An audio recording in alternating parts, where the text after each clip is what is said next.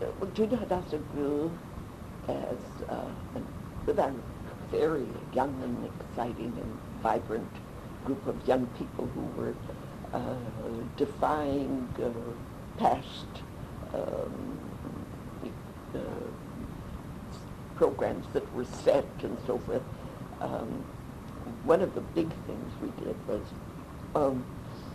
we said that you could not exist in a separated world, that what was happening in the world was also important to today in our own Jewish group. Right. Senior Hadassah felt that the juniors that as an organization we should stick to Israel, Palestine. Right. That was our word. Huh? And over and over they appealed to us, pleaded with us to drop this move of joining the American Youth Congress, which was the amalgamation of all the national youth groups in the country. And Mrs. Roosevelt was the goddess of that group, and she sponsored it. She was the main sponsor. We were the biggest youth group to join that organization. What were your numbers at that point, do you remember? Well, somewhere about 20,000. Wow. We grew to 25 during that next few years. And that was terribly exciting. It was really very exciting time because she was actively directing this group. See? And we went to regional conferences of the American Youth Congress, and because we were the largest youth group, I was a member of the executive committee of this organization. Of Mrs. Roosevelt's organization, I mean the Youth Congress. The Youth Congress. Right.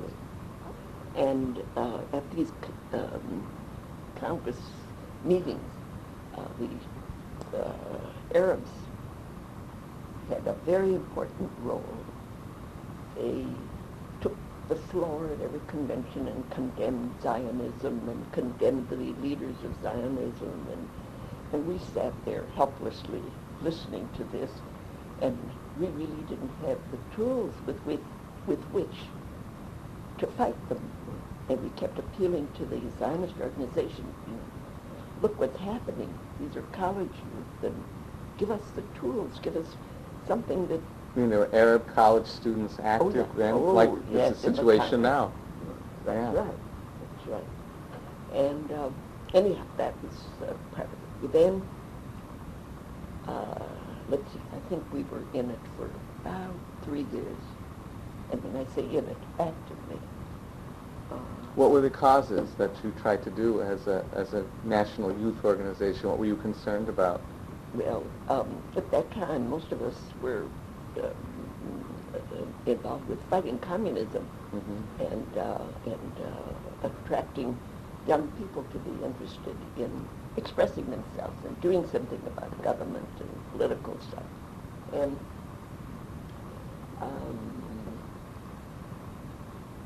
then we saw a copy of a letter that had been sent by the executive director of the American Youth Congress to Russia, to Stalin at the time, congratulating them on the attack on Finland.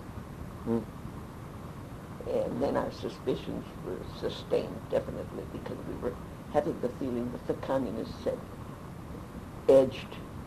inched their way into the leadership, and not only the executive director, but all the people in the office. And Who was the executive director? At that time, I've forgotten his name, but Joe Lash was one of the members of that group at the time. You know who Joe Lash is? He became a very close friend of Mrs. Roosevelt, and he wrote the biography that's the best one, I think, on the market. Oh, yes. By Joe Lash. And he became her very, very closest companion. He moved from that group. But when we saw that communists had taken over the American Youth Congress, we felt we simply had to get out. It wasn't an individual membership. This was a membership for 20,000 people. And 20,000 members would not have agreed for us to remain in an organization that was sending out stuff like that in our name. Right. So... That was after how many years? Well, we were in it for about 3 years. How can they talk about fighting communism with the one hand and do that in the other? Well, that's the way communists worked in those days. I see. I mean, they never declared themselves as communists, right. But for them, this was an easy way to, inch their way in. Now, I know that you had, in this role, some meeting with the Roosevelts, I believe, and there were some conferences, and I believe you mentioned once when Lewison was in their interview that the Roosevelts were asked about the immigrants, why people in Europe are having the problems, can't come in. And want to kind of elaborate on that? Okay, all right. So this was while she was still active and we were still active. Right. And Mrs. Roosevelt had the feeling that the reason there was so much communist activity and demeaning Roosevelt and the administration was because they didn't know what was going on. Young people didn't know. They were, whoever hollered the loudest made the biggest impression. And so she invited 60 young people representing the different organizations to come and have dinner with her at the White House and then meet with President Roosevelt afterwards, where we would be free to ask him any questions we wanted about anything. And so that was the funny thing that happened to me at that point was that I had to take time off from work, and Mrs. Roosevelt had pledged us in the letter to keeping this meeting a secret because it was just not to get out, and the results of it were not to get out. What kind of work were you doing then? I was working for Meyer Weisgall, the Palestine Pavilion. So I had to tell Meyer Weisgall why I needed suddenly to go to Washington. And I thought I pledged him to, he knew that it had to be kept secret. But the one person he told was Joe Brynan. And Joe Brynan was the publicity director for the Palestine Pavilion. But at that time he was a journalist who had a column in, the Anglo-Jewish weeklies all over the country. And lo and behold, on that Friday, I pick up one of the Anglo-Jewish weeklies, and there's a little piece in there. Nell Ziff invited to the White House. Yeah.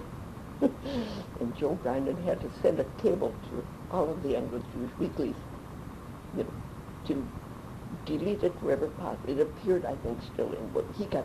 This was the dummy copy, or whatever you call it, the one that gets to the writer before it gets to the press. But I never had any. But I had nightmares at that time that I would be the one that would get this public. Well, anyhow, at that meeting, there were the 60 young people, and then afterward we adjourned to I think it was the Blue Room, and what a gathering that was of young people. One little bunch that came in sneakers and jeans and untidy garb, who sat there ready to do battle with the president. They were not going to hold back at all. And what group were they? Do you know? Obviously, this was the communist group, and they don't have to have a name because they have a way of just finding their way into any existing organization, but they were the representatives that came in. And at that meeting, he wheeled himself in, the president did, and then he made a little speech for about 5 minutes in which he reiterated what Mrs. Roosevelt had been saying, that he knows that all these lies are circulating about the White House, and that it was important for people to know really what was going on and not perpetuate these lies, and that it was a time of war, and not everything could be revealed, but that, and then he spoke about the progress that was being made, then was opened up to questions. And of course, some of these communist group leaders stood up to me. Mr. President, would you please tell us what the situation is with the special isolated black groups who are in the Army? What are you personally doing about that? And, you know, his answer was that you don't just press a button and that everything disappears. He recognizes that's a problem, and he said, we are making some progress in that direction, and I can't tell you that it's full-blown yet, but you'll see some progress. And somebody asked a question about the tie-up of the administration with big munition factories and things like that, and they'd finish their question with a, okay, tell us about it. And he was gentle, and he was patient, and he was just wonderful. He just was absolutely wonderful. And then there were, you know, some questions about his administration. And I looked, when I was going to be interviewed by the Lewisons, I thought maybe I'd find something in my file that would tell me more about that meeting. And I do have something in the file, but I don't even recall it right now. I think the notes that I took, I came home and wrote them up and stuck them into that file, and I rarely looked at it again after that. Wasn't it something about when he was asked why they don't allow more immigrants to come in from Europe, he said something about how he was afraid that since their families were in danger there, that they might be caught as spies, or, you know, do things like spying or whatever. He talked about some spies that they found in the ranks in the States, working in the Army and so forth. But I don't remember anything in connection with the immigrant thing. I just can't Okay, think well, of it we can now. come back to that. So anyway, you're in this, do you remember what other groups were represented at this National Youth Council? Well, at this particular... Were there any other Jewish groups? Yeah, Was B'nai B'rith's a Jewish group there? no, the Council for Jewish Juniors was the other group. What was that? Well, that was, you know, there's a Council of Jewish Women. Oh, yes. Oh. And this was the junior Oh, the group National of that. Council of Jewish That's been out Women. of commission for a long, long time. Yeah. And then there were blacks, you know, that were there. Right. And, Was there an Arab group, too? no. No. But then, let me just go to the next meeting then.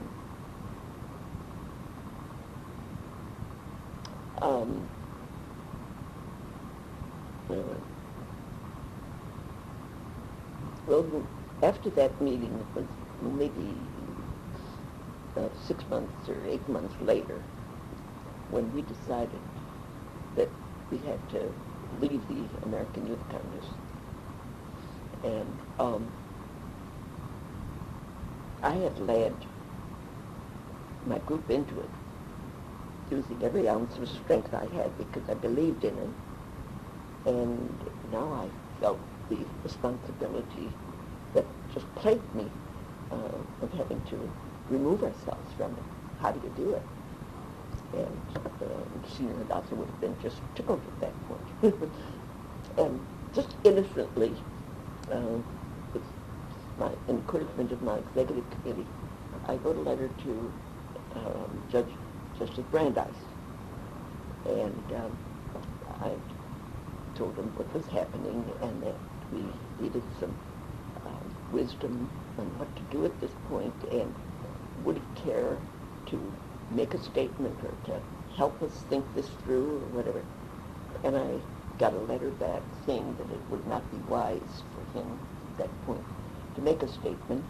I said, but if I chanced to be in Washington at any point, do look me up. That was the first contact you had with him? Yeah. Okay. And like 2-3 days later, it happened to be in Washington. Anyway, it was in his apartment at home that I was to meet him. And I just sort of did everything mechanically that day. Got off the train and made my way over there and then suddenly I was in that apartment building and was about to press the name of Justice Brandeis. Suddenly hit me. Me? This little girl from early Wisconsin? I'm pressing the button of Justice Brandeis. I mean, and I began to just really quiver. Everything else was done, just needs to be done, and this is what you do, And then suddenly, and I was just trembling. And I got into that elevator, and I pressed that button, and Mrs. Brandeis entered the door and ushered me in very warmly, and then into his study, and she remained with us for a very few minutes, and then she left. And I had about 40 minutes with him, and he, before we went into our problem, he made a statement about the respect he has for Hadassah, that no group anywhere in the world is as important as the Hadassah movement, that it's a volunteer movement and the great work they're doing, and he knows some of the leaders of Hadassah, and that was just, and then we came into the junior Hadassah business, and then I reiterated our problem, and he urged us to get out, and his argument was that we can't work with communists because we have different morality. We say that there's a morality higher than we are, and they say that the communists believe that morality is with them, and it's engaged in around a person. And he said, you can't work with them. And he urged us to get out.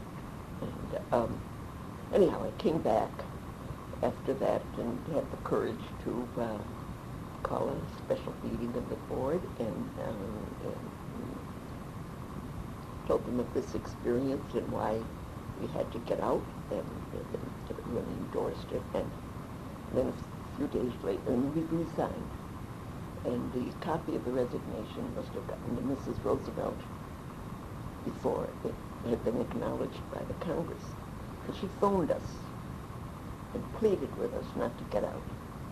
And she said, this has to be fought from within, and it's challenging. Did she talk to you? I guess. Yeah.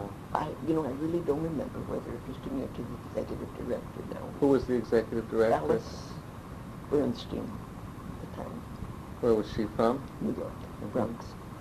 She was the executive director. And so then... If it were you, you probably would remember. Yeah? Oh, yeah. Yeah. Oh, yeah. And then we had to tell her that if we weren't speaking, we would stay in and fight if we were in it as individuals, but that we couldn't in the name of the organization. And she had said what she was afraid of, that if we dropped out as the important organization we were, that then there would be just a stampede with all the other organizations. Is that what happened? Yeah. Yeah. And the American Youth Congress folded. So the whole thing lasted about 3 years.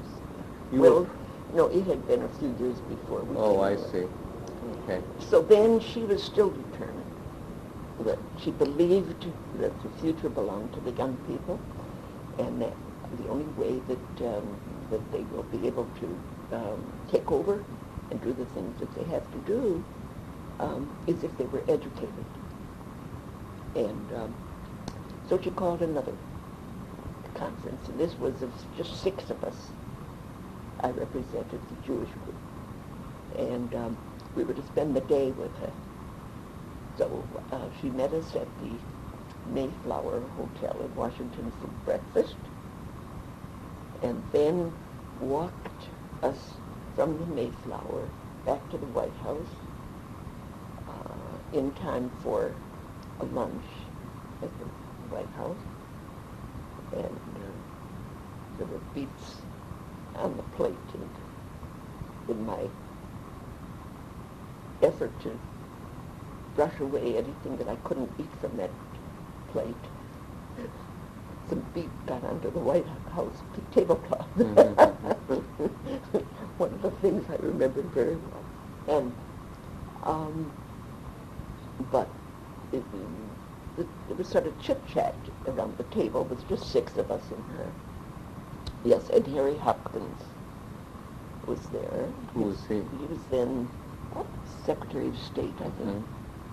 And I don't remember who another person from the government was there.